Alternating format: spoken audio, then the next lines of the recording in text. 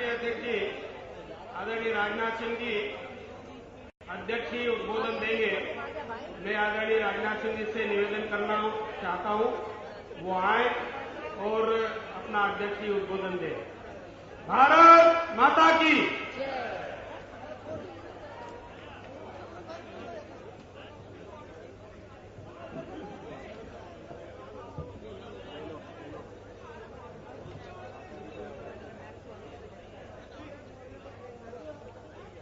हम सभी के मार्गदर्शक, हम सभी के नेता श्रद्धेय आडवाणी जी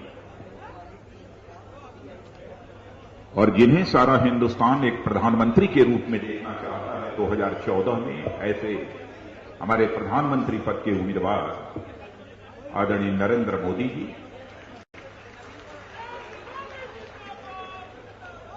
लोकसभा में नेता प्रतिपक्ष बहन सुषमा जी, राज्यसभा में नेता प्रतिपक्ष श्री अरुण जेटली जी, भारतीय जनता पार्टी के पूर्व राष्ट्रीय अध्यक्ष आदरणीय डॉक्टर मुरली मनोहर जी जोशी, आदरणीय वेंकैया नायडू जी, श्री नितिन गडकरी जी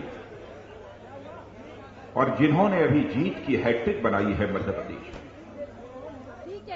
ऐसे हमारे मध्य प्रदेश के मुख्यमंत्री श्री शिवराज सिंह जी चौहान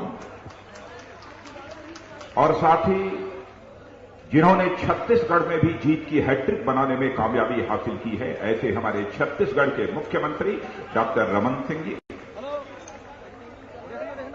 और गुड गवर्नेंस के मामले में जिनकी चर्चा होती है, ऐसे हमारे गोवा के मुख्यमंत्री श्री मनोहर जी पर्रिकर और यहां उपस्थित मेरे सभी सम्मानित बहनों एवं भाइयों, हम सभी राष्ट्रीय परिषद के इस अधिवेशन के लिए इस रामलीला मैदान में एकत्रित हुए। मैं जानता हूं कि यह रामलीला मैदान कई परिवर्तनकारी घटनाओं का साक्षी रहा और मैं आपको याद दिलाना चाहता हूं, यही रामलीला मैदान जहां पर आज के 39 वर्ष पहले लोकनायक जयप्रकाश नारायण ने आह्वान किया था देश का, उठ जा समय के रथ का घर घर नाद सुनो, सिंहासन खाली करो कि जनता आती है। यहीं से लोकनायक जयप्रकाश नारायण ने देश की जनता का आह्वान किया था, परिवर्तन हुआ था। 1977 में जनता पार्टी की सरकार बनी। आज उस ऐतिहासिक रामलीला के मैदान में यह भारतीय जनता पार्टी राष्ट्रीय परिषद की बैठक हो रही है, लेकिन जब आज इस परिषद के कार्यकर्ताओं को संबोधित करने के लिए मैं खड़ा हुआ हूं, तो मैं एक सुखद घटना की भी यहां पर चर्चा करना आवश्यक समझता हूं कि बहनों भाइयों, जिस क्रायोजेनिक इंजन को लेकर हम सभी लोग चिंतित हुआ करते थे कि क्रायोजेनिक इंजन जो पहले हमको रूस से लाना पड़ता था, रूस ने एक बार क्रायोजेनिक इंजन देने से मना कर दिया था, लेकिन हमारे देश के वैज्ञानिकों ने स्वदेशी क्रायोजेनिक इंजन बनाकर जीएस लॉन्च व्हीकल P5 को की लॉन्चिंग में जो कामयाबी हासिल की है, मैं समझता हूं कि यह अंतरिक्ष विज्ञान के क्षेत्र में एक बहुत बड़ी कामयाबी है। इसलिए मैं अपने भारत के सभी वैज्ञानिकों को अपनी तरफ से हार्दिक बधाई देना चाहता हूं। लेकिन एक दुखद घटना भी है। गोवा में जब हमारी राष्ट्रीय कार्यकारिणी की बैठक थी और उस राष्ट्रीय कार्यकारिणी की बैठक के बाद उत्तराखंड में एक प्राकृतिक हादसा हुआ था। हजारों की संख्या में लोग मारे गए थे, हजारों की संख्या में लोग बेघर बाहर हो गए। आज भी उस स्थान से मृतक लोगों की लाशें लोगों को देखने को मिलती हैं। मैं समझता हूं कि इस सदी का सबसे बड़ा प्राकृतिक हादसा यदि कोई था तो उत्तराखंड का हादसा था। इसलिए मैं अपनी तरफ से और पूरी भारतीय जनता पार्टी की तरफ से सभी पीड़ित परिवारों के प्रति मैं हार्दिक श्रद्धांजलि अर्पित करता हूं। और वहीं पर कल की एक घटना, बोहरा समाज के माने जाने एक जो धर्मगुरु सैयदना साहब की आयु 102 वर्ष की हो गई थी, उनकी मृत्यु हुई और उनका अंतिम दर्शन करने के लिए आज बड़ी संख्या में वहां पर भीड़ एकत्रित थी। लेकिन भीड़ के कारण, वहां स्टैम्पीड होने के कारण 18 लोगों की मौत हो गई है। मैं उनके प्रति भी संवेदना व्यक्त करता हूं और अपनी श्रद्धांजलि अर्पित करता हूं। मित्रों, 10 महीने पहले हम राष्ट्रीय परिषद के अधिवेशन के लिए दिल्ली में मिले थे। तब से गंगा और यमुना में बहुत पानी बह चुका है, परंतु पानी की यह लहरें शांत नहीं है, निर्विकार नहीं है। इन जल की लहरों में परिवर्तन की एक बेचैनी हमको दिखाई दे रही है और मैं देख रहा हूं कि केवल जल की लहरों में ही यह परिवर्तन साफ दिखाई नहीं दे रहा है, बल्कि देश के जनमानस में भी परिवर्तन की लहरें साफ तौर पर दिखाई दे रही हैं। लोग यदि परिवर्तन चाहते हैं तो केवल सत्ता का परिवर्तन नहीं चाहते। देश यह नहीं चाहता केवल एक सरकार बन जाए। देश यदि परिवर्तन यदि चाहता है तो भारत का मान, सम्मान, स्वाभिमान, जिस पर कांग्रेस नेतृत्व की यूपीए सरकार ने वज्रपात करने का काम किया है, देश की संवैधानिक व्यवस्थाओं पर जो वज्रपात करने का काम किया है, देश की अर्थव्यवस्था पर जो वज्रपात करने का काम किया है और सामान्य जनता की उम्मीदों पर जो पानी फेरने का काम किया है, उससे निपट लेने के लिए देश इस समय आतुर है। इसलिए परिवर्तन देश चाहता है। हम केवल सरकार बनाने के लिए ही राजनीति नहीं करते हैं। हम राजनीति यदि करते हैं तो हम देश बनाने के लिए बहनों भाइयों राजनीति करते हैं। और यदि देश की जनता यदि परिवर्तन चाहती है तो आपने देखा अभी आज के कुछ ही दिनों पहले राज्यों के विधानसभा के चुनाव हुए। बहनों भाइयों, हम सभी कार्यकर्ताओं को बेहद खुशी हुई जैसी हमको कामयाबी मिली है। 5 राज्यों में, 4 राज्यों में भारतीय जनता पार्टी ने विजय हासिल करने में कामयाबी हासिल की है। हमारे 2 राज्य मध्य प्रदेश और छत्तीसगढ़, जहां पर हमने जीत की हैट्रिक बनाई है, वहीं पर राजस्थान मरुभूमि में भी हमने कमल खिलाया है और वहां पर भी हमने एक ऐतिहासिक विजय हासिल की है। दिल्ली में भी डॉक्टर हर्षवर्धन के नेतृत्व में यह सच है कि हम बहुमत से कुछ फासले दूर रह गए थे, लेकिन दिल्ली में भी सबसे बड़ी पार्टी के रूप में इमर्ज होकर ये हमारी भारतीय जनता पार्टी आई है। हां, इसे मैं स्वीकार करता हूं। मिजोरम एक ऐसा राज्य है जिस राज्य में कांग्रेस को सफलता प्राप्त हुई है, लेकिन मैं जानता हूं यह लोकतंत्र है। लोकतंत्र में इस देश की जनता ने सोचा कि इस चुनाव की दौड़ में यह कांग्रेस पार्टी तो पूरी तरह से पिछड़ गई है, इसलिए कम से कम इसे कोई कंसोलेशन प्राइज दे देना चाहिए। शायद इसीलिए मिजोरम यह कांग्रेस के हवाले इस देश की जनता ने कर दिया। लेकिन सचमुच मध्य प्रदेश और छत्तीसगढ़ में जिस प्रकार की और राजस्थान में हमको कामयाबी हासिल हुई है, मैं इन तीनों कामयाबियों को एक ऐतिहासिक जनता का निर्णय में मानता हूं। मैं इस मंच के माध्यम से सबसे पहले मध्य प्रदेश के मुख्यमंत्री श्री शिवराज सिंह चौहान का मैं हार्दिक अभिनंदन करना चाहूंगा। वहां के प्रदेश अध्यक्ष का भी मैं हार्दिक अभिनंदन करना चाहूंगा और वहां के सभी कार्यकर्ताओं का हार्दिक अभिनंदन करना चाहूंगा। वैसे ही और मैं लेकिन आप सबसे मैं निवेदन करूंगा मित्रों, एक बार आप अपने स्थान पर खड़े होकर तालियों की गड़गड़ाहट से हमारे सारे विजयी मुख्यमंत्रियों का हार्दिक अभिनंदन और स्वागत करें।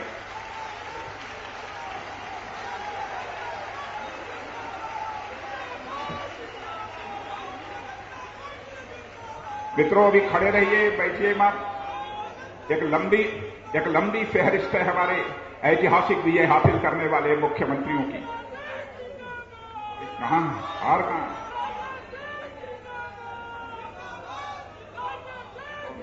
और ले शिवराज सिंह जी आइए।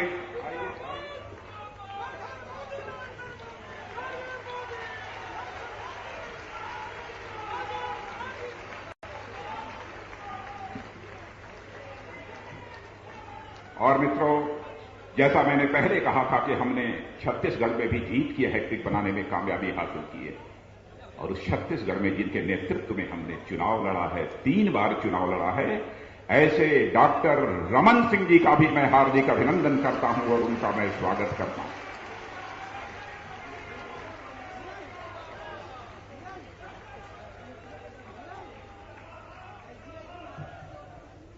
हमारे एक मुख्यमंत्री यहां पर मौजूद हैं। वसुंधरा जी इसलिए नहीं आ पाई हैं कि कुछ तबीयत उनकी अस्वस्थ है, लेकिन उनकी आंखों में थोड़ा वो इन्फेक्शन है, इस कारण वो नहीं आ पाई हैं। लेकिन कुछ समय के बाद वो निश्चित रूप से यहां पर आएंगे। लेकिन हमारे एक और मुख्यमंत्री आप अच्छी तरह जानते हैं, सादगी और सरलता के मामले में जिनकी चर्चा होती है, गुड गवर्नेंस के मामले में जिनकी चर्चा होती है, और जिनके राज्य में पेट्रोल हिंदुस्तान के सभी राज्यों की अपेक्षा सस्ता मिलता है, ऐसे श्री मनोहर पर्रिकर का भी मैं हार्दिक अभिनंदन करता हूं। उनका मैं स्वागत।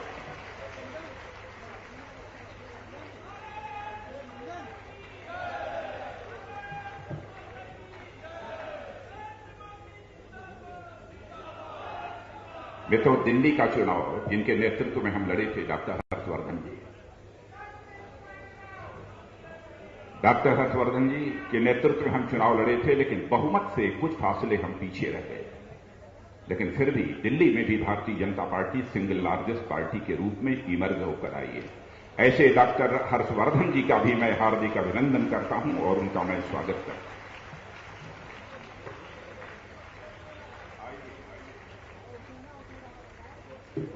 अब आप लोग अपना स्थान ग्रहण करेंगे।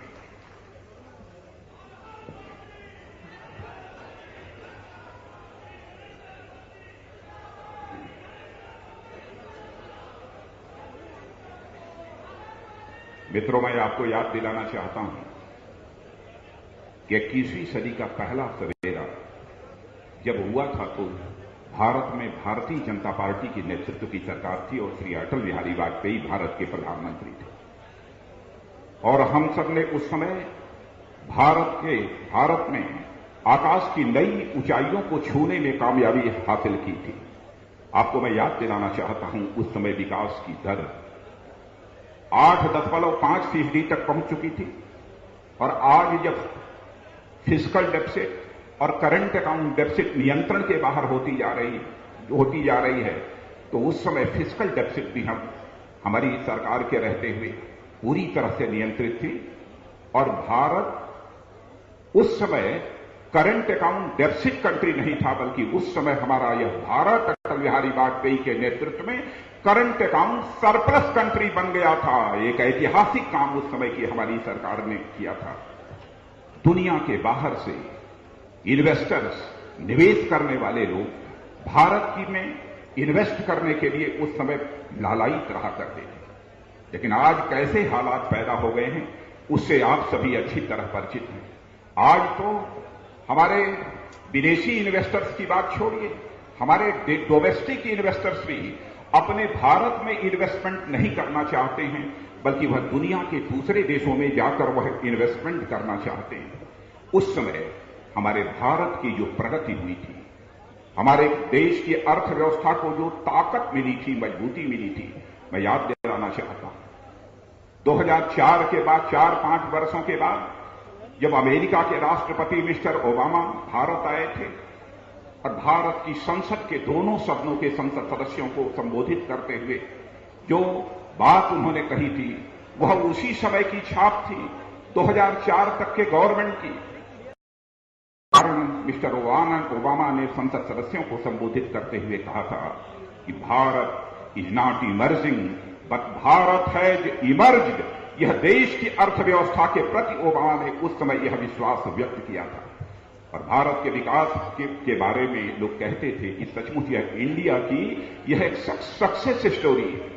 लेकिन आज यूपीए के शासनकाल में कैसे हालात बन गए हैं कि अब लोग कहने लगे हैं Indian success story is now over, माने भारत की सफलता की कहानी अब पूरी तरह से समाप्त हो गई है।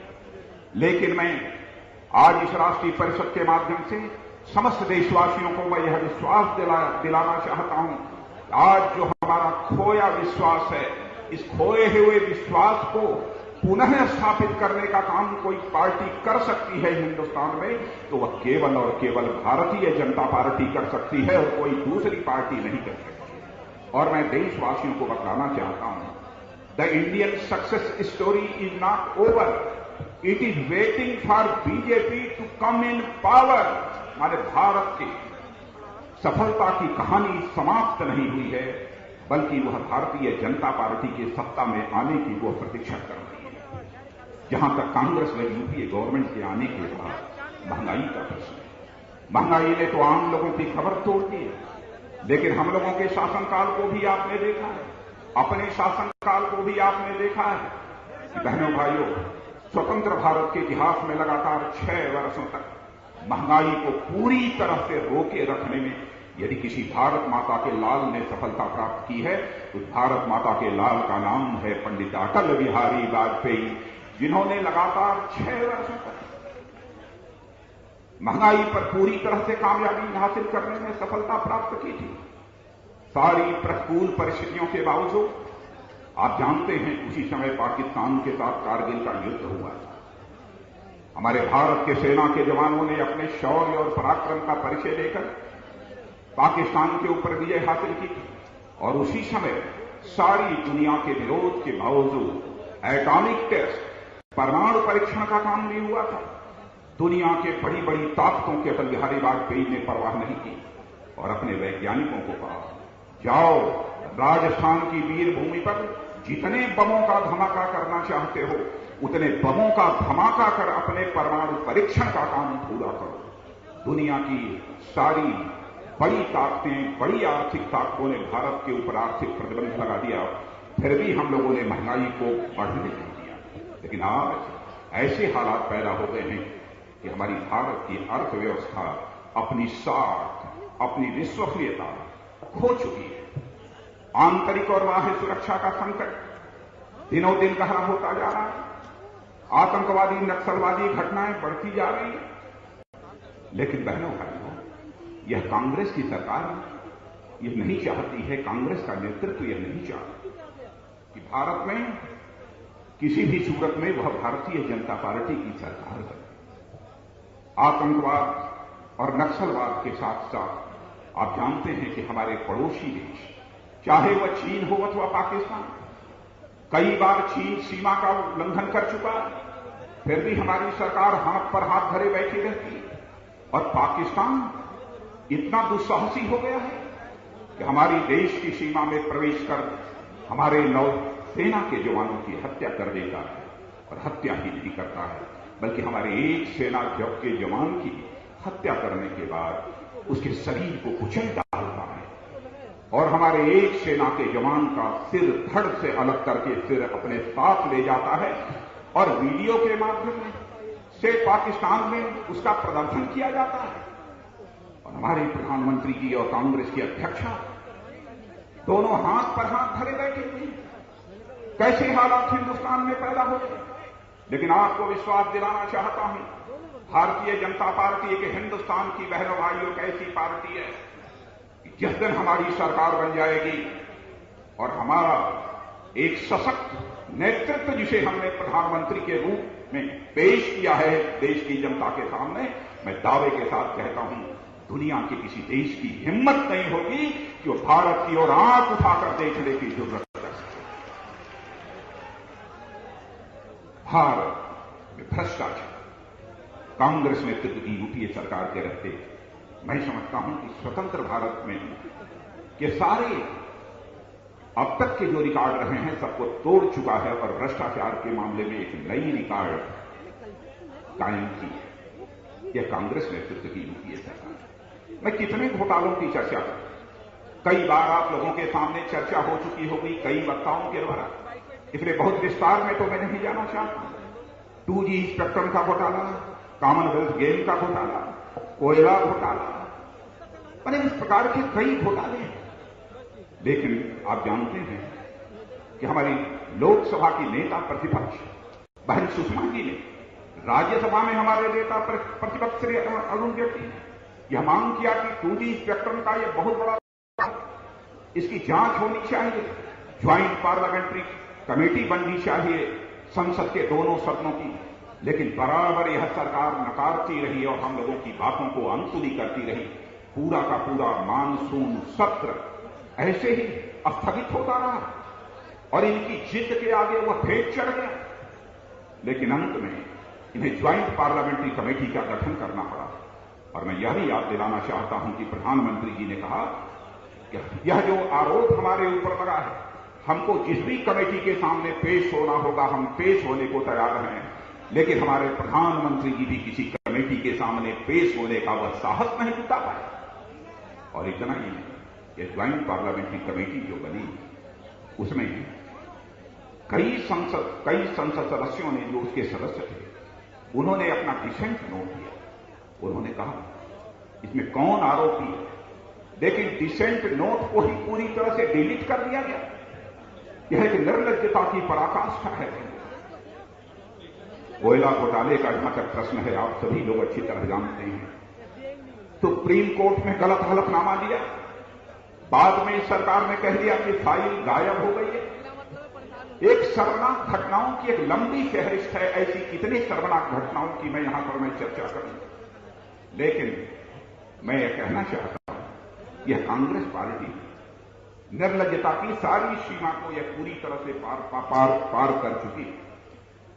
लेकिन भारतीय जनता पार्टी की सरकार बनने के बाद हम एक ऐसे हालात यहां पर पैदा करेंगे, बहनों भाइयों, भारत के रहने वाले लोग ही नहीं, दुनिया के रहने वाले लोग भी कहेंगे सबसे अधिक गवर्नेंस में ट्रांसपेरेंसी, यानी सरकार चलाने में सबसे अधिक पारदर्शिता यदि दुनिया के किसी देश में है तो वह भारत में है। हम यह करके हम सारी दुनिया को हमें यह दिखाएंगे। मैं कितनी यहां पर घटनाओं की चर्चा करूं, लेकिन मैं यह कहना चाहूंगा कि इन संकटों से निजात दिलाने के लिए भारतीय जनता पार्टी केंद्र में एक मजबूत सरकार बनाना चाहती है। लेकिन मैं जानता हूं कि हमारे कांग्रेस को मित्रों को भारत के लिए मजबूत सरकार नहीं चाहिए, बल्कि एक कमजोर सरकार चाहिए। इस संभावना को भी मैं नकार नहीं सकता। कुछ ऐसी विदेशी ताकतें भी हो सकती हैं जो यह शायद चाहती होंगी कि भारत में मजबूत सरकार न बने, बल्कि भारत में एक कमजोर सरकार बने। यह उनकी इच्छा हो सकती है। कांग्रेस यदि सोचती है कि भारत में मजबूत नहीं बल्कि एक कमजोर सरकार बननी चाहिए, शायद इस सोच के कारण ये सोचती होगी कि भारत में यदि मजबूत सरकार बन गई तो जैसे श्री शिवराज सिंह चौहान ने मध्य प्रदेश में, डॉक्टर रमन सिंह ने छत्तीसगढ़ में लगातार और श्री नरेंद्र मोदी ने गुजरात में लगातार 3 बार सरकार बनाकर कांग्रेस के भविष्य पर ही इन राज्यों में प्रश्न चिन्ह लगा दिया है, तो शायद कांग्रेस को इस बात की चिंता होती होगी कि यदि केंद्र में भी एक बार स्पष्ट बहुमत के साथ भारतीय जनता पार्टी की सरकार बन गई और नरेंद्र मोदी वह जैसा व्यक्ति यदि उसका प्रधानमंत्री बन गया, तो सदैव के लिए कांग्रेस के भविष्य पर प्रश्न चिन्ह लग जाएगा। लेकिन मित्रों, इस सच्चाई को हम नकार नहीं सकते। यदि सचमुच भारत को बचाना है तो हमें गांधी जी की जो इच्छा थी उसे पूरा करना होगा। आजादी हासिल होने के बाद गांधी जी ने कहा था कि हम कांग्रेस के झंडे के तले आजादी की लड़ाई लड़े हैं। अब आजादी मिल चुकी है। कांग्रेस इस पार्टी को समाप्त कर देना चाहिए और किसी नई पार्टी का गठन किया जाना चाहिए। वह राजनीतिक पार्टी इस आजाद भारत में अपनी राजनीतिक भूमिका का निर्वाह करेगी। लेकिन कांग्रेस के उस समय मित्रों ने महात्मा गांधी की बात को अनसुनी कर दिया था, उनकी इच्छा का सम्मान नहीं किया था। लेकिन आज मैं आप सबका आह्वान करता हूं कि आइए आज हम सभी मिलकर इस रामलीला के मैदान में संकल्प लें कि कांग्रेस को समाप्त करने का, इसको भंग करने का जो सपना था उसे यदि कोई पूरा करेगा तो वह भारतीय जनता पार्टी पूरा करेगी। और हम इस चुनाव के बाद यदि हमें सफलता प्राप्त होती है तो बहनों भाइयों, हिंदुस्तान की राजनीति में यह कांग्रेस भले ही भंग न हो, लेकिन यह पूरी तरह से प्रभावहीन हो जाएगी। यह का मेरा पूरा विश्वास है। गांधी जी की इच्छा का सम्मान करने का जहां तक प्रश्न है, मैं कह सकता हूं ये गांधी जी की इच्छा का सम्मान क्या करेंगे, ये नहीं कर सकते। गांधी का नाम इन्होंने ले लिया, गांधी का काम इन्होंने नहीं लिया। गांधी का काम यदि भारत की राजनीति में भी किसी ने लिया है तो केवल भारतीय जनता पार्टी ने लिया है। और उसी के आधार पर, उनके चिंतन के आधार पर, पंडित दीनदयाल उपाध्याय के चिंतन के आधार पर ही हम इस देश में अपनी कई सरकारें चला स्वदेशी कांग्रेस ने छोड़ दिया, स्वभाषा कांग्रेस ने छोड़ दिया, ग्राम स्वराज कांग्रेस ने छोड़ दिया, सब कुछ इन्होंने छोड़ दिया। गांधी का नहीं हो सकता है, वह देश का कैसे हो सकता है, हम इसकी सहज ही कल्पना यह कर सकते हैं। लेकिन मित्रों, यदि आज हम सब यहां पर एकत्रित हुए हैं तो केवल समस्याओं की चर्चा करने के लिए ही एकत्रित नहीं हुए। हम एकत्रित हुए हैं तो मंच के द्वारा भी कुछ समस्याओं के समाधान प्रस्तुत किए जाएंगे और वहीं पर हम समाधान के लिए हम आपका भी सुझाव आमंत्रित करेंगे। वैसे मैंने 2 कमेटीज बनाई हैं। विजन डॉक्यूमेंट कमेटी, जिसकी जिम्मेदारी हमने अपने पूर्व राष्ट्रीय अध्यक्ष श्री नितिन गडकरी जी के ऊपर सौंपी है, और दूसरी कमेटी जो हमने बनाई है कि जनता के बीच जब हम जाएंगे तो हमारी सरकार बनने के बाद हम क्या क्या करेंगे, यह हमको जनता को बतलाना होगा। इसके लिए इलेक्शन मैनिफेस्टो कमेटी भी हमने बनाई है, जिसका नेतृत्व जिनकी देखरेख में यह काम हो रहा है वह हमारे भारतीय जनता पार्टी के पूर्व राष्ट्रीय अध्यक्ष डॉक्टर मुरली मनोहर जी जोशी। लेकिन मैं वर्तमान सरकार के इकोनॉमिक मॉडल की यहां पर चर्चा करना चाहूंगा। बहनों भाइयों, वर्तमान का इकोनॉमिक मॉडल वो पूरी खामियों से भरा हुआ है और जिस इकोनॉमिक मॉडल के आधार पर यह कांग्रेस इसे हिंदुस्तान में सरकार चला रही है, 55 वर्षों से अधिक समय तक सरकार चलाई, यह इकोनॉमिक मॉडल पूरी तरह से फेल हो चुका है। भारतीय जनता पार्टी पंडित दीनदयाल उपाध्याय और महात्मा गांधी का जो आर्थिक दर्शन है, उस आर्थिक दर्शन के आधार पर से हिंदुस्तान को एक ऐसा मॉडल देगी कि जो इस हिंदुस्तान में किसी को गरीब बनने ही न दे और आज की जो गरीबी है उस गरीबी को हटाने में कामयाबी हासिल करे और हर हाथ को काम दे सके, हर खेत को पानी दे सके और किसानों को उनके उपज की लाभकारी कीमत दे सके। हम एक ऐसा इकोनॉमिक मॉडल इस हिंदुस्तान को देना चाहते हैं। उद्यम और उद्योग को बढ़ा सके, शिक्षा और स्वास्थ्य के भी सभी को गारंटी दे सके। हम एक ऐसा इकोनॉमिक मॉडल इस हिंदुस्तान में लाना चाहते हैं और उसकी तैयारी मित्रों हो रही है। जैसा मैंने कहा कि हर मामले में यह सरकार पूरी तरह से विफल हो गई। अब मैन्युफैक्चरिंग सेक्टर का आता है। करंट अकाउंट डेफिसिट जो बढ़ रही है वह क्यों बढ़ रही है? वह इसलिए बढ़ रही है कि हमारा इंपोर्ट यानी आयात वो अधिक हो गया है, एक्सपोर्ट हमारा कम होता जा रहा है। एक्सपोर्ट कम होना स्वाभाविक है। वह इसलिए स्वाभाविक है कि मैन्युफैक्चरिंग सेक्टर को जो बढ़ावा दिया जाना चाहिए था, जिस तरीके से प्रमोट करना चाहिए था, इस सरकार ने प्रमोट नहीं किया है। लेकिन मैं कहना चाहता हूं, भारतीय जनता पार्टी की सरकार बनने के बाद मैन्युफैक्चरिंग सेक्टर का जो शेयर है उसको हम बढ़ाकर 20% से ऊपर ले जाने का काम करेंगे, ताकि हिंदुस्तान में कभी भी करंट अकाउंट डेफिसिट के हालात किसी भी सूरत में पैदा न होने पाए। टैक्स का बोझ भी लोगों के ऊपर है और टैक्स का केवल बोझ ही नहीं है बल्कि उलझनें भी होती हैं। बहुत सारे टैक्स पे कुछ तरह तरह की हरकतें करते हुए परेशानी होती है।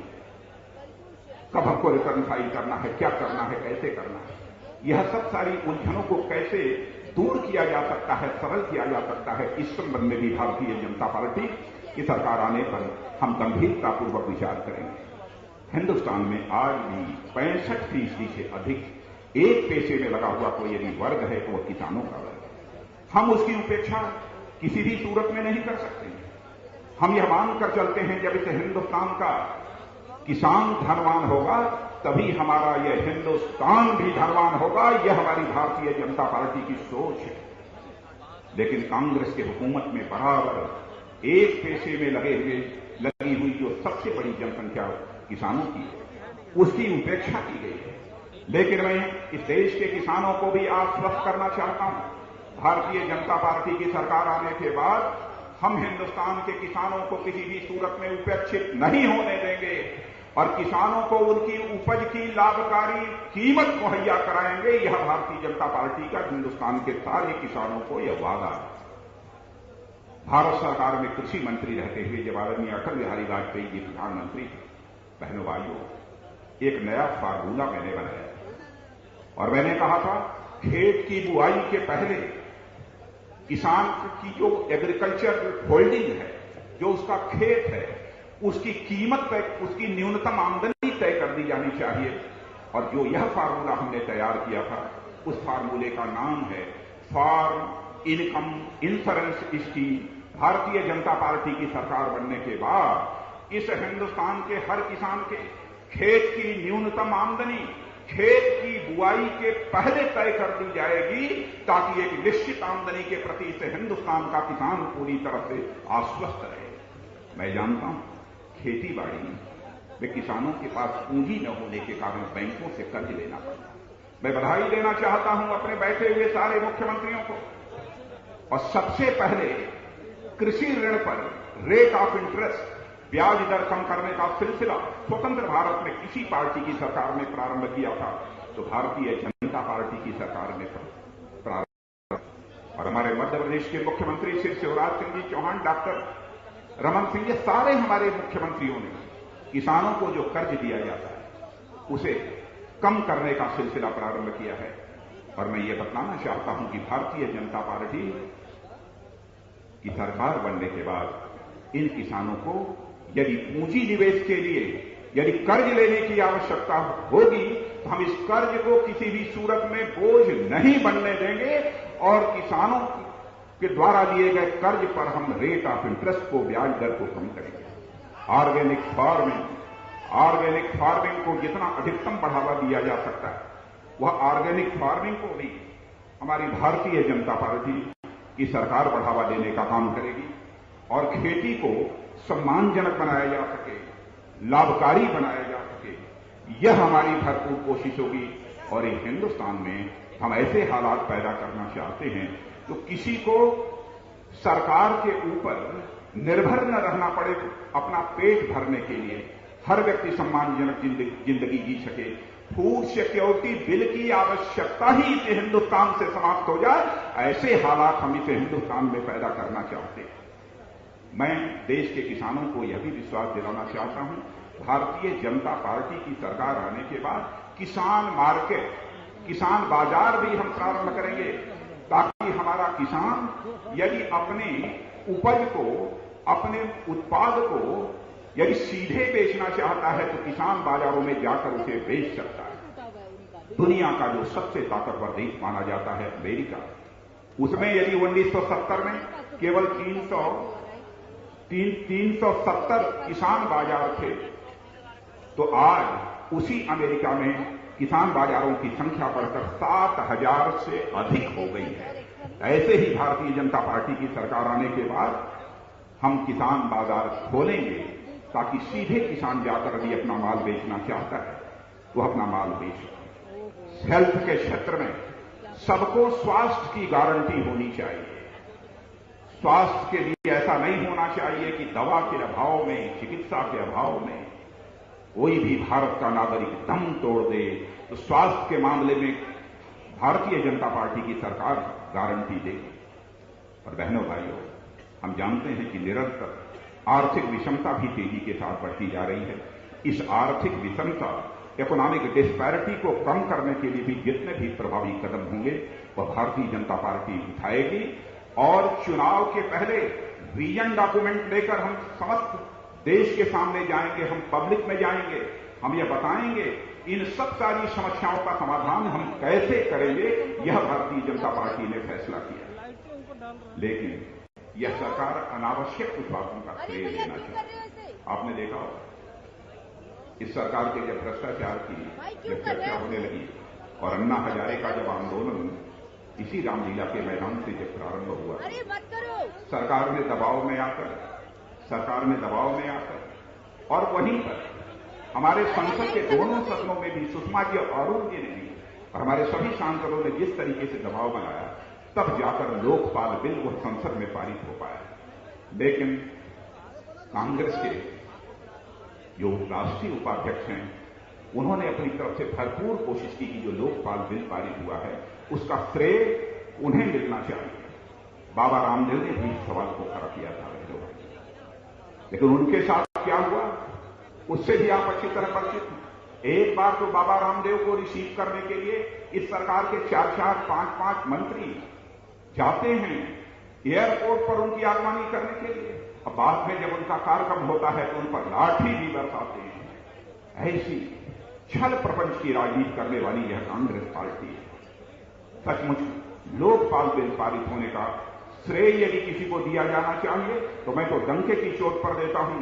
इसका श्रेय अन्ना हजारे को दिया जाना चाहिए और संसद में जिस तरीके से हम नेता प्रतिपक्ष की भूमिका निभाते हुए हमारे दोनों नेताओं ने भूमिका निभाई है, श्रेय उसको दिया जाना चाहिए। काला धन का जहां तक सवाल, काले धन के सवाल को सबसे पहले स्वतंत्र भारत की राजनीति में यदि किसी ने प्रारंभ किया और उसको लेकर सारे हिंदुस्तान में इस काले धन के प्रति जागरूकता पैदा करने के लिए एक यात्रा निकाली, वह नेताजी किसी के पास है जिसे हम सभी अच्छी तरह जानते हैं, आदरणीय लाल कृष्ण जी आडवाणी, जिन्होंने कि सारे देश में काला धन क्या है, काले धन की समस्या का समाधान कैसे होना चाहिए, एक यात्रा निकालने का काम किया था और लोगों के अंदर जागरूकता भी उन्होंने पैदा की। लेकिन सबसे पहले जन लोकपाल बिल बनाने का काम उत्तर प्रदेश ये निश्चय हिंदुस्तान में यदि किसी ने किया बहनों भाइयों, जिसकी कि अन्ना हजारे ने भी तारीफ की, अन्ना हजारे की टीम के सारे लोगों ने प्रशंसा की, तो हमारी उत्तराखंड की भारतीय जनता पार्टी की सरकार थी और खंडूरी जी हमारे वहां के मुख्यमंत्री थे। उन्होंने सबसे पहले यह जन लोकपाल बिल तैयार करने का काम किया। बहनों भाइयों, काले धन के सवाल को भी हम हल करेंगे ताकि दुनिया के दूसरे देशों में जो आज काला धन, आपकी गाढ़ी कमाई का, हिंदुस्तानियों की गाढ़ी कमाई का पैसा जो गलत तरीके से दुनिया के दूसरे देशों में जमा है, उसे कैसे भारत में लाया जा सकता है, इसकी मुकम्मल व्यवस्था हमारी आने वाली सरकार करेगी। यही आपको मैं विश्वास दिलाना चाहता हूं। मित्रों, मैं अब आता हूं अपने पड़ोसी देशों के साथ भी हमारे रिश्ते जैसे होने चाहिए, मधुर होने चाहिए, सौहार्दपूर्ण होने चाहिए। लेकिन इस सरकार यह दावा नहीं कर सकती कि कोई भी एक पड़ोसी देश हो जिस देश के साथ इस सरकार के रिश्ते अच्छे हों। लेकिन भारतीय जनता पार्टी यह विश्वास दिलाना चाहती है समस्त देशवासियों को कि हम कूटनीति के विसाध पर हम अपने राष्ट्रीय स्वाभिमान को किसी भी सूरत पर दांव पर नहीं लगाएंगे। यह भारतीय जनता पार्टी समस्त देशवासियों को विश्वास दिलाना चाहिए।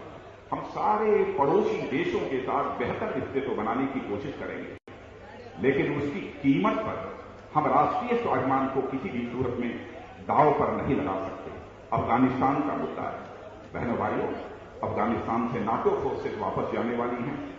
वहां पर हमें भारत को सजग रहना होगा, अफगानिस्तान को हर प्रकार की मदद करने के लिए हमें तैयार रहना होगा। नहीं तो अफगानिस्तान से बहुत सारे आतंकवादी संगठन, अलकायदा वो भारत की तरफ भी अपना रुख कर सकते हैं। इस खतरे को भी समझने की जरूरत है। जब 1989 में जब सोवियत फौजें अफगानिस्तान से वापस हुई थी, उस समय भी एक ऐसे ही हालात तैयार थे बांग्लादेश में।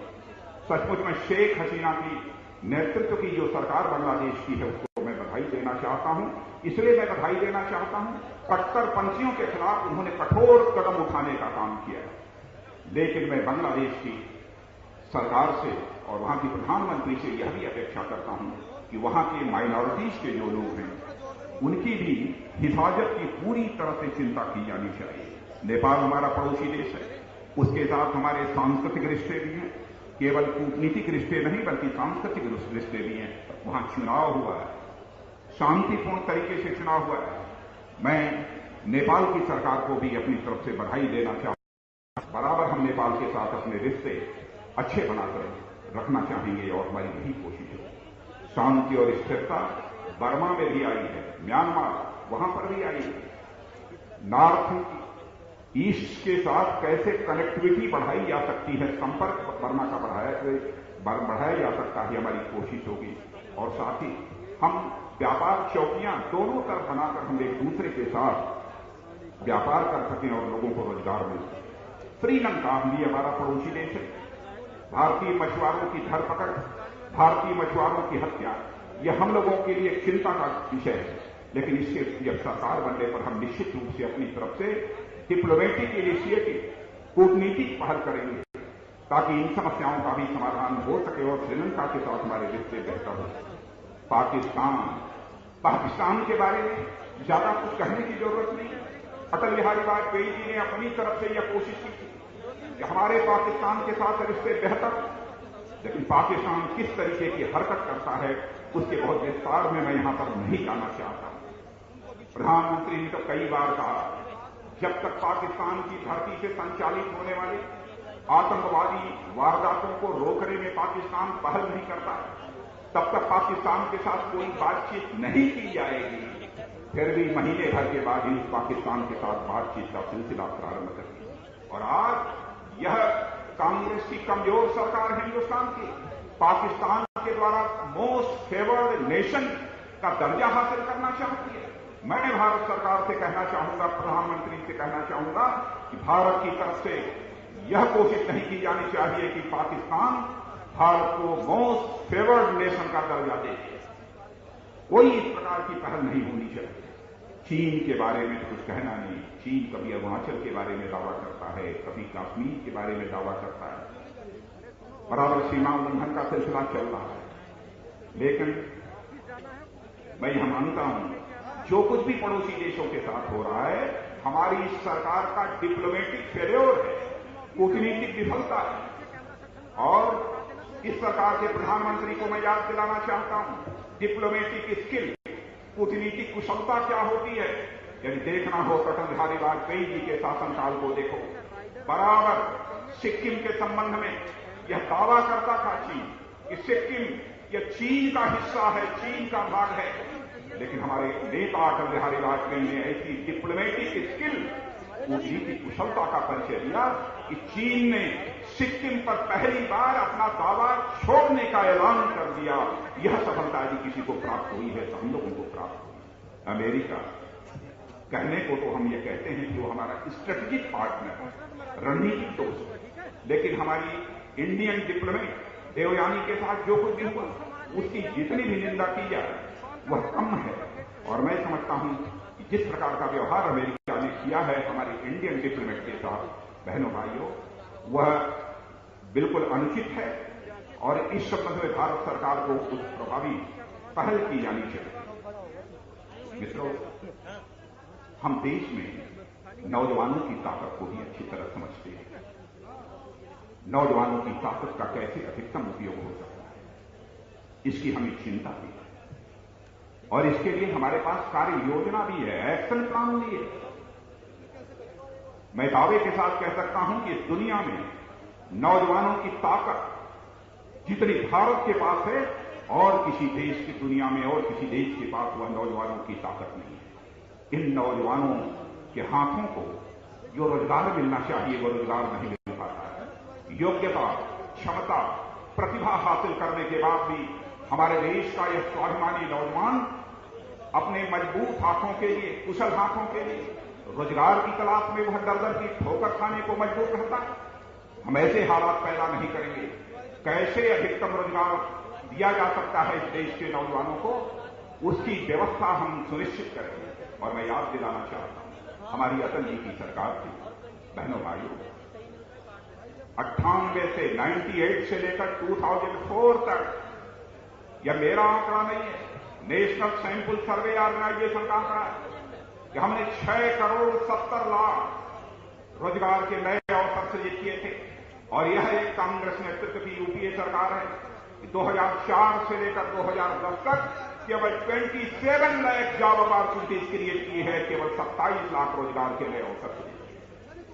तो यह कल्पना की जा सकती है कि सचमुच नौजवानों के हाथों को रोजगार कौन सी सरकार मुहैया करा सकती है, सम्मानजनक जीवन जीने का एक मार्ग प्रशस्त कर सकती है, वह केवल और केवल भारतीय जनता पार्टी है। महिलाओं को लेकर जिस तरीके की घटनाएं सारे देश में हो रही हैं, यह हमारे लिए चिंता का विषय है।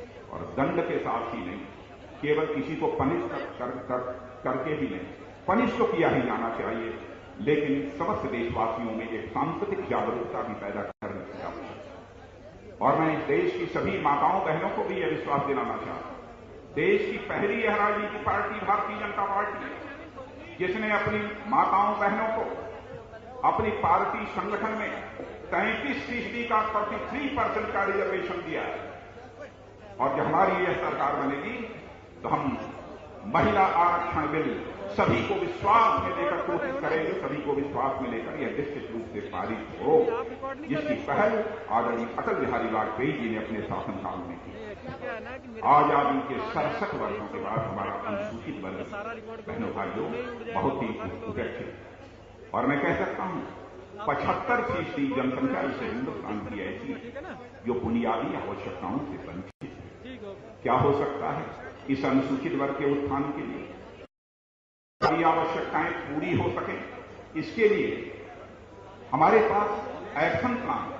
उस एक्शन प्लान को हम गवर्नमेंट बनने के बाद निश्चित रूप से लागू करेंगे, लेकिन अनुसूचित वर्ग के लिए जो सब प्लान है उसमें जो इर्रेगुलरिटीज होती हैं, अनियमितताएं होती हैं, जो फंड का एलोकेशन होता है, जब दूसरा वित्तीय वर्ष आ जाता है तो फिर वह लैप्स कर जाता है यदि खर्च नहीं हुआ होता है।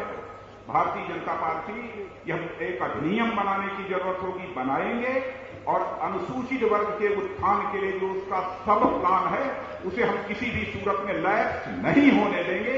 यह भारतीय जनता पार्टी का फैसला है। जनजात, जनजात, शेड्यूल ट्राइब, यह हिंदुस्तान की एक बहुत बड़ी ताकत है। मैं कह सकता हूं कि भारत की संस्कृति को बचाए रखने में, भारत की पहचान को बचाए रखने में इस जनजात यानी शेड्यूल ट्राइब का एक बहुत बड़ा योगदान है। भारतीय जनता पार्टी को यह मानकर चलती है जल, जमीन, जंगल पर पहला अधिकार यदि किसी का बनता है तो हमारे आदिवासी भाइयों का बनता है। यह भारतीय जनता पार्टी की सोच है। और उनकी जो सांस्कृतिक विरासत है, उस सांस्कृतिक विरासत को हम कैसे बचाकर रख सकते हैं, उसका कैसे संरक्षण और संवर्धन कर सकते हैं, इसके बारे में भी हमारी तरफ से पहल है। बहनों भाइयों, तेलंगाना का मुद्दा है, मैं जानता हूं भारतीय जनता पार्टी आंध्र प्रदेश का विभाजन होना चाहिए उसके बाइफर्केशन के पक्षधर बन रही है। हम उसके बाइफर्केशन के पक्षधर रहे हैं, लेकिन जिस तरीके से आंध्र प्रदेश का विभाजन, उसका बाइफर्केशन करने की यह कोशिश अपनी इस कांग्रेस नेतृत्व की यूपीए सरकार ने की, उसकी जितनी भी निंदा की जाए कम है। हम लोगों की सरकार थी, अटल जी प्रधानमंत्री थे, आदरणीय अडवाणी जी उप प्रधानमंत्री थे, गृह मंत्री, 3 राज्य बनाया हम लोगों ने। भले ही राज्य का विभाजन हो गया होगा, विभाजन के बाद दोनों राज्यों ने जश्न मनाया, खुशियां मनाई, लेकिन यह ऐसी इनएफिशिएंट गवर्नमेंट, इनकॉम्पिटेंट गवर्नमेंट जिसने वहां ऐसे हालात पैदा कर दिए। तेलंगाना के क्षेत्र भी जल रहा है, सीमांध्र का क्षेत्र भी जल रहा है। बहनों भाइयों, बाइफर्केशन होना चाहिए, तेलंगाना राज्य बनना चाहिए, लेकिन सीमांध्र की समस्याओं का भी समाधान होना चाहिए। और मैं दोनों राज्यों को विश्वास दिलाना चाहता हूं, इन दोनों राज्यों की समस्याओं का समाधान हम कैसे करेंगे, इसका भी एक्शन प्लान यदि किसी के पास है तो भारतीय जनता पार्टी के पास है। मित्रों, हमारे देश का एक भाग नॉर्थ ईस्ट है, उसको भी हम लेकर बहुत ही चिंतित हैं। बांग्लादेशी घुसपैठ एक बहुत बड़ी हमारी समस्या है। हम लोग बांग्लादेशी घुसपैठ को कैसे रोका जा सकता है, इस संबंध में एक नीतिगत निर्णय करेंगे। लेकिन जो वहां से पीड़ित होकर पाकिस्तान हो तो बांग्लादेश, जो हमारे हिंदू यहां पर आते हैं, स्वाभाविक रूप से उनकी भी हमें चिंता है। हम इस पर विचार करेंगे क्या उन्हें रिफ्यूजी का स्टेटस दिया जा सकता है, क्योंकि भारत का विभाजन धर्म और मजहब के आधार पर हुआ है। एक तो पाकिस्तान वहां के माइनॉरिटी, वहां के अल्पसंख्यकों की रक्षा नहीं कर पा रहा, लेकिन इस संबंध में भी भारतीय जनता पार्टी कुछ करेगी। जम्मू कश्मीर ये हमारे लिए गंभीर बहुत ही संवेदनशील, जिसे भारतीय जनता पार्टी क्षेत्र मानती है, एक ऐसा क्षेत्र है। धारा 370 के ऊपर तो हमारा स्टैंड जो पहले था वह आज है, और यदि धारा 370 के कारण जम्मू कश्मीर का विकास होता है तो इस धारा 370 को कायम रखने में हमें कोई आपत्ति नहीं है, लेकिन केवल कि जम्मू कश्मीर भारत की मेन स्ट्रीम में, इस देश की मुख्य धारा में किसी भी सूरत में शामिल न होने पाए। यदि यह एक नापाक साजिश है तो भारतीय जनता पार्टी धारा 370 को किसी भी सूरत में स्वीकार नहीं करेगी। कश्मीरी पंडितों का भी सवाल है, यह भी हमारे लिए गंभीर चिंता का विषय बना हुआ है। और मित्रों, मैं तो कहना चाहूंगा, कल ही कांग्रेस की अध्यक्षा ने भाषण देते हुए कहा, भारतीय जनता पार्टी हिंदुस्तान की एक ऐसी राजनीतिक पार्टी है जो कि भारत को बांटना चाहती है, धर्म और मजहब के आधार पर बांटना चाहती है। भारतीय जनता पार्टी सांप्रदायिक राजनीतिक पार्टी है, यह सोनिया जी ने कहा। सोनिया जी, मैं आपसे पूछना चाहता हूं, किस राजनीतिक पार्टी की गवर्नमेंट के प्रधानमंत्री ने कहा Muslims have first right on Indian resources, Bharat के संसाधनों पर पहला अधिकार यदि किसी का है तो इस देश का मुसलमानों का? डॉक्टर मनमोहन सिंह जी ने कहा है, जाति, पंथ और मजहब के आधार पर आप विचार करते हैं। देश को बांटने का काम यदि किसी ने किया है, इस आजाद भारत में कांग्रेस ने देश को बांटने का काम किया है, और हिंदुस्तान की सबसे बड़ी कम्युनल पार्टी यदि कोई है तो वह कांग्रेस पार्टी है। हिंदू आतंकवाद की चर्चा सबसे पहले किसने की? आपके ही सरकार के गृह मंत्री ने हिंदू आतंकवाद की चर्चा की है। सेना में भी हेड काउंट आपने धर्म के आधार पर आपने कराने की कोशिश की। फैसला कर लीजिए, आप जाति, पंथ और मजहब के आधार पर राजनीति करने वाली पार्टी हैं या भारतीय जनता पार्टी? बहनों भाइयों, किस विचारधारा, जिस दार्शनिक अवधारणा को लेकर हमने अपने हिंदुस्तान में अपनी राजनीतिक यात्रा प्रारंभ की है, उससे हम किसी भी सूरत में विचलित नहीं हो सकते। हम राजनीति इंसाफ की करते हैं, इंसानियत की राजनीति करते हैं, और धर्म और मजहब की राजनीति यदि करने वाली पार्टी है तो कांग्रेस पार्टी है। और ये जिसे हमने अपने प्रधानमंत्री के उम्मीदवार के रूप में पेश किया, श्री नरेंद्र मोदी को बार बार कम्युनल लीडर कहने की कोशिश की। 2002 से बराबर गुजरात के हमारे मुख्यमंत्री नरेंद्र मोदी को परेशान करने की कोशिश की। जितने भी हथकंडे अपनाए जा सकते हैं वो अपनाने की कोशिश की। सारी हदें तो उस समय पार हो गई, जबकि सुप्रीम कोर्ट के द्वारा नियुक्ति एसआईटी के द्वारा क्लीन चिट दिए जाने के बाद और अहमदाबाद कोर्ट के द्वारा भी क्लीन चिट दिए जाने के बाद भारत के प्रधानमंत्री डॉक्टर मनमोहन सिंह जी कहते हैं कि नरेंद्र मोदी यदि भारत के प्रधानमंत्री यदि बन गए तो देश बर्बाद हो जाएगा। डॉक्टर मनमोहन सिंह जी, क्या अब तक आपने देश को आबाद किया है? क्या आपने देश को अभी तक बनाया है? यदि गुजरात यदि नरेंद्र मोदी के नेतृत्व में आबाद हो गया है, गुजरात यदि नरेंद्र मोदी के नेतृत्व में खुशहाल बन गया है, यदि गुजरात विकास के मामले में हिंदुस्तान का ही नहीं एक दुनिया का एक मॉडल स्टेट बन गया है, तो मुझे पूरा विश्वास है कि जिस दिन नरेंद्र मोदी भारत के प्रधानमंत्री बनेंगे उस दिन भारत का भी विकास होगा, भारत की समस्याओं का भी पूरी तरह से समाधान होगा।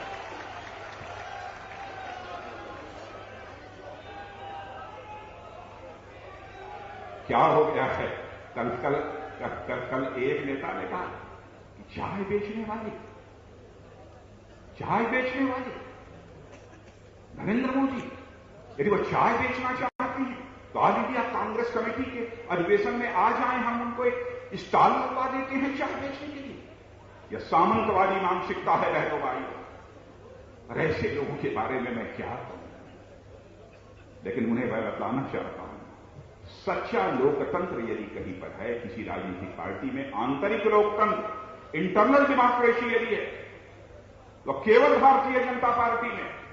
यहां चाय बेचने वाला भारत का प्रधानमंत्री बन सकता है, खेती करने वाला भारतीय जनता पार्टी का राष्ट्रीय अध्यक्ष बन सकता है। कांग्रेस में बहनों भाइयों इसकी कल्पना नहीं की जा सकती। कांग्रेस में इसकी कल्पना नहीं की जा सकती। जो एक परिवार, कांग्रेस में तो एक परिवार की मांस की कोख से जो पैदा हुआ है वही भारत का प्रधानमंत्री बन सकता है। भारत का और कोई व्यक्ति प्रधानमंत्री नहीं बन सकता। अध्यक्ष भी बनेगा वही, सर्वे सर्वा भी बनेगा वही, सब कुछ वही बनेगा। वंशवाद के आधार पर चलने वाली हमारी यह पार्टी भारतीय जनता पार्टी नहीं है बहनों भाइयों। आंतरिक लोकतंत्र के आधार पर चलने वाली हमारी यह पार्टी। दावा करती है कांग्रेस, भारत में लोकतंत्र की जड़ों को मजबूत बनाने का काम यदि किसी ने किया है तो कांग्रेस ने किया। क्या यही लोकतंत्र की परिभाषा है? सच्चाई यह है बहनों भाइयों के हिंदुस्तान में लोकतंत्र की जड़ों को मजबूत करने का काम यदि किसी ने किया है तो भारतीय जनता पार्टी ने किया। और इसी लोकतंत्र का सहारा लेते हुए भारतीय जनता पार्टी हिंदुस्तान की एक अकेली राजनीतिक पार्टी है कि स्वतंत्र भारत में कांग्रेस से भी बड़ा अपना राजनीतिक कद बनाने में हम लोगों ने कामयाबी हासिल की है। इसी लोकतांत्रिक आधार पर चलते कांग्रेस में ऐसा कभी संभव नहीं होता। जिस दिन परिवार का राजनीतिक अस्तित्व समाप्त हो जाए उसी दिन कांग्रेस भी समाप्त हो जाएगी। ऐसे हालात कैसे दावा करती है? लेकिन मित्रों, आज मैं आप सबसे एक अपील करना चाहता हूं। 2014 का लोकसभा चुनाव आसन्न है, हम लोगों के सिर पर। हर चुनाव बहुत ही चुनौतीपूर्ण होता है और मैं आपसे एक ही अनुरोध आज मैं करना चाहता हूं। 1901 में जो स्वामी विवेकानंद ने कहा था और उस स्वामी विवेकानंद की 150वीं वर्षगांठ अभी 12 जनवरी को पूरी हुई है। उन्होंने एक बात कही कि मैं देख रहा हूं भारत माता, मैं देख रहा हूं भारत माता प्राचीन शक्ति से युक्त होकर दिव्य आभा के साथ संपूर्ण विश्व का मार्गदर्शन करने के लिए सिंहासनारूढ़ होने जा रही है। यह बात 1901 में स्वामी विवेकानंद ने कहा था। क्या बहनों भाइयों, हम यह संकल्प नहीं ले सकते हैं कि स्वामी विवेकानंद के स्वप्न को यदि कोई साकार करेगा तो हम साकार करेंगे? क्या यह संकल्प हम नहीं ले सकते? चुनाव की रणभेरी बच चुकी है, नगाड़े निमंत्रण दे रहे हैं। अब न विश्राम का समय है, न समंजस का समय है। मेरे दोस्तों, सूर्य भी 14 जनवरी से उत्तरायण की ओर बढ़ चला है। पहाड़ों के बर्फ के पिघलने का समय भी आ गया है और ऐसा मौसम आ रहा है जिसमें कि हवाओं की भी गति तेज होने वाली है।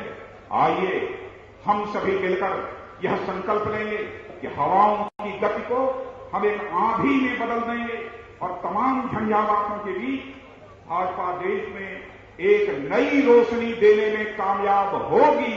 आइए हम सभी लोग हाथ उठाकर इस बात का हम संकल्प लें। यही अनुरोध करते हुए और अंत में यही कहना चाहूंगा, अंत में